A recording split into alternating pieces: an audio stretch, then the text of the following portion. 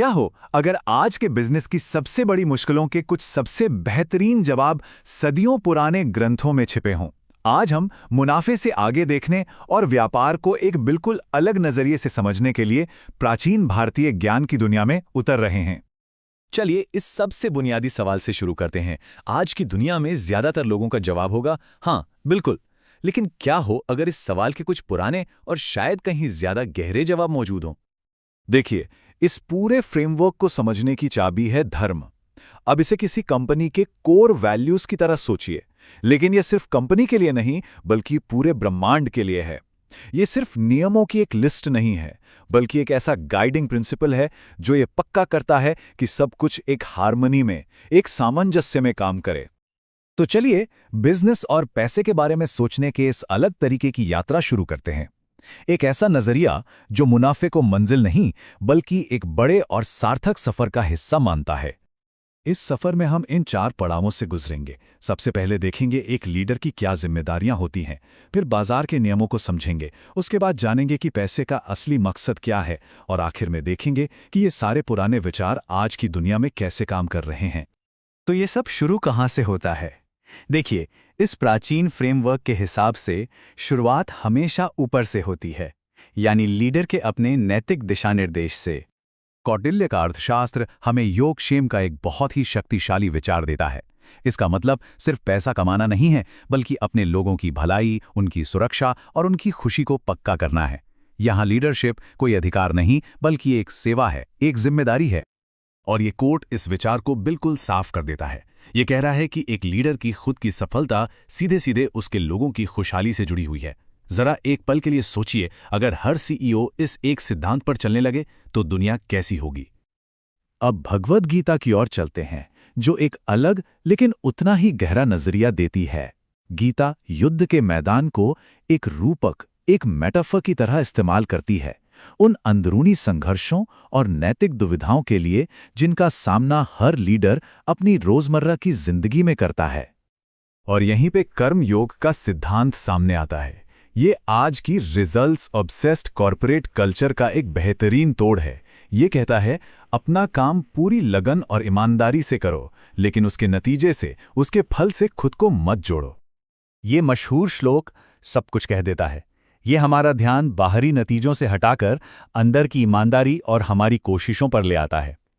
तो सवाल ये उठता है कि क्या हो अगर हमारा ध्यान तिमाही मुनाफे के बजाय काम करने के तरीके की क्वालिटी पर हो?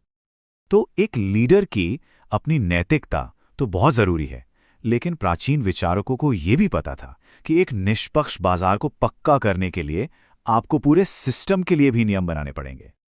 और कमाल की बात यह है कि ये नियम कितने आधुनिक लगते हैं। देखिए, वो सिर्फ धोखाधड़ी को लेकर ही चिंतित नहीं थे, बल्कि उनके पास उचित मूल्य का भी एक सिद्धांत था।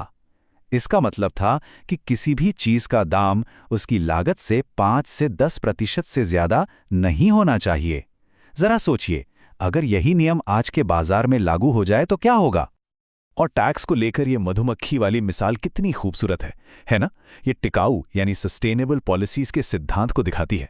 मतलब अर्थव्यवस्था को निचोड़ना नहीं है, बल्कि उसे सींचना है ताकि वो लंबे समय तक फलती फूलती रहे। और ये सब हमें हमारे अगले और शायद सबसे जरूरी सवाल पर ले आता है। इन सारे नियमों और जिम्मेदारियों के पीछे की सोच क्या है? आखिर पैसा इकट्ठा करने का आखिरी मकसद है क्या? इसका जवाब पुरुषार्थ के फ्रेमवर्क में मिलता है। यहाँ जीवन के 4 लक्ष्य हैं, और ध्यान देने वाली बात यह है कि अर्थ यानी धन पहला लक्ष्य नहीं है। ये धर्म की नींव पर टिका हुआ है। मतलब पैसा यहाँ मंजिल नहीं बल्कि एक साधन है, एक टूल है जो एक उद्देश्यपूर्ण और नैतिक जीवन जीने में हमारी मदद करता है। तो असल में ये दिखता कैसा है? चलिए एक फंड मैनेजर की कल्पना करते हैं। एक अर्थ प्रधान नजरिया जो बाईं ओर है, वो सिर्फ शॉर्ट टर्म रिटर्न्स पर ध्यान देगा, भले इसके लिए नैतिक जोखिम क्यों ना उठाने पड़े। लेकिन एक धर्म निर्देशित नजरिया जो दाईं ओर है, वो लंबी अवधि की स्थिरता के बारे में सोचेगा। वो ये समझेगा कि थोड़े से मुनाफे के लिए नैतिक शॉर्टकट लेना आखिरकार उसी स्रोत को नष्ट कर देगा जहां से पैसा आ रहा है। तो क्या ये सब सिर्फ पुरानी किताबों की बातें हैं, या ये सिद्धांत आज भी काम करते हैं? चलिए कुछ आधुनिक उदाहरण देखते हैं जो दिखाते हैं कि ये प्राचीन ज्ञान आज भी कितना प्रासंगिक है। अरविंद आई केयर को देखिए। उनका मिशन सिर्फ मुनाफा कमाना नहीं बल्कि अंधापन मिटाना है। वो एक ऐसे शानदार बिजनेस मॉडल पर काम करते हैं जहां पैसे देने वाले मरीज उन लोगों की सर्जरी का खर्च उठाने में मदद करते हैं जो ये खर्च नहीं उठा सकते। ये दान का एक बहुत ही आधुनिक और टिकाऊ रूप है। या फिर टाटा समूह को देख लीजिए। उनका मालिकाना हक का ढांचा ही अनोखा है। जैसा कि यहां बताया गया है, मूल कंपनी का ज्यादातर हिस्सा परोपकारी ट्रस्टों के पास है। इसका मतलब है कि मुनाफे का एक बड़ा हिस्सा सीधे समाज को वापस जाता है। ये कोई बाद में सोची गई बात नहीं है, ये उनकी कंपनी के डीएनए में शामिल है। और जमीनी स्तर पर हमारे पास सेवा का उदाहरण है। सोचिए, एक महिला मजदूर जिसके पास कोई औपचारिक सुरक्षा नहीं है।